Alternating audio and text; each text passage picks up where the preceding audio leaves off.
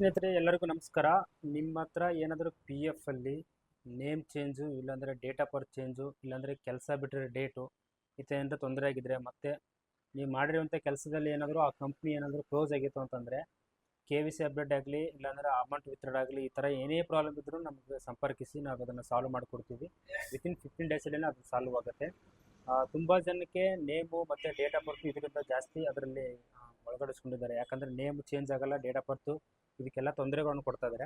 ಹಾಗೆಯೇ ಮತ್ತೆ ಕಂಪ್ನಿ ಏನಾದರೂ ಕ್ಲೋಸ್ ಆಗಿದ್ರೆ, ನೀವು ಯಾವುದೇ ಒಂದು KYC ಮಾಡಿಸ್ಬೇಕಂತಂದರೆ ಕಂಪ್ನಿ ಅಪ್ರೂವ್ ಕೊಡಬೇಕಾಗುತ್ತೆ. ಬ್ಯಾಂಕ್ KYC ಆಗಿರ್ಬೋದು, ಇಲ್ಲ ಪಾನ್ ಕಾರ್ಡ್ KYC ಆಗಿರ್ಬೋದು, ಇಲ್ಲಾಂದರೆ ಡೇಟ್ ಆಫ್ ಎಕ್ಸಿಟ್, ಕೆಲಸ ಬಿಟ್ಟರೆ ಡೇಟು, ಈ ಥರ ಏನಾದರೂ ಪ್ರಾಬ್ಲಮ್ ಆಗಿದ್ದರೆ, ಕಂಪ್ನಿ ಏನಾದರೂ ಕ್ಲೋಸ್ ಆಗಿದ್ದರೆ ಆ ಕಂಪ್ನಿ ಅಪ್ರೂವ್ ಕೊಡಬೇಕಾಗುತ್ತೆ. ಸೊ ಅಂಥದ್ದು ಏನಾದರೂ ನಿಮ್ಗೆ ತೊಂದರೆ ಆಗಿದ್ದರೆ ಅದಕ್ಕೆ ಸಂಪರ್ಕಿಸಿ, ನಾವೆಲ್ಲ ಅದನ್ನು ಸಾಲ್ವ್ ಮಾಡಿಕೊಡ್ತೀವಿ.